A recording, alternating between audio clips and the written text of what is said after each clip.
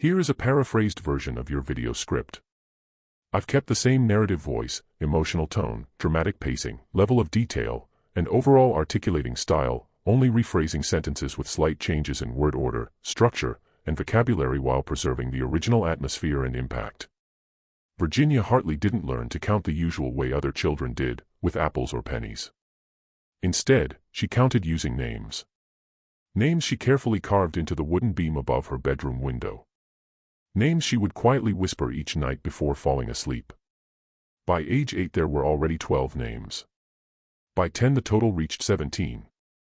By 12 she had carved 24, and that was the exact age when each of those children simply vanished.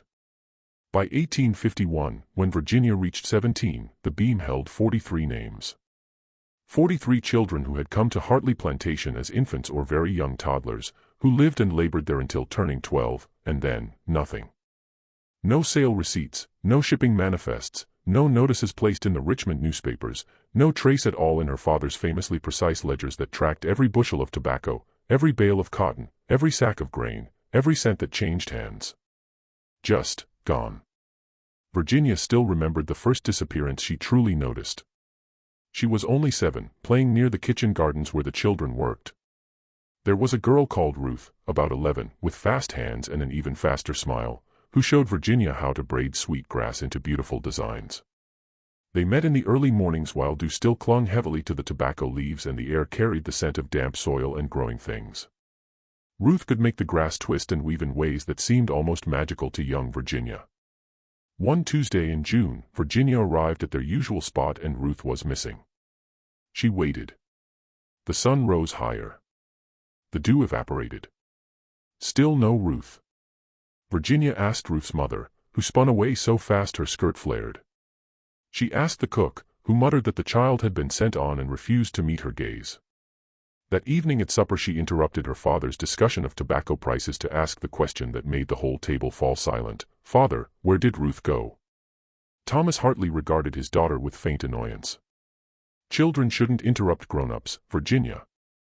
Ruth has been sold to a family in Tennessee.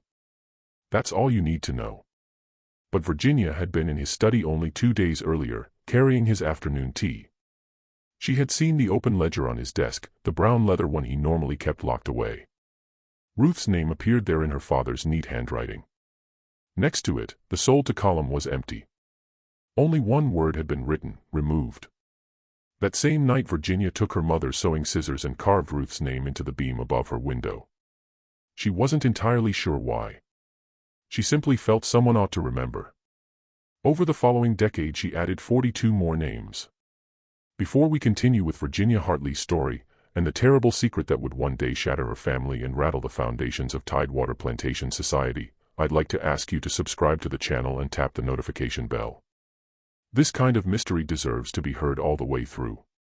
It's the account of one young woman's resolve to bring to light a truth that everyone around her fought desperately to keep hidden. Drop a comment below and let me know which state you're tuning in from. Are you in Virginia, where the events unfolded, or somewhere else entirely? I always enjoy seeing where our listeners are located. Now let's return to Virginia in the summer of 1851, the moment she began to realize the vanishings she had been tracking weren't random at all, but part of something far darker and more deliberate. The Hartley Plantation lay in Tidewater, Virginia, roughly 20 miles west of Richmond, in that rolling countryside where the Piedmont transitions into the coastal plain. It wasn't the biggest or richest property in Henrico County, but it was old, founded in 1784 by Virginia's great-grandfather Nathaniel Hartley, who had fought at Yorktown and received the land as reward for his service. 300 acres of decent soil, a federal-style main house with white columns that demanded fresh paint every 3 years, and quarters housing 60 enslaved people who kept the fields, the house, and the entire operation functioning.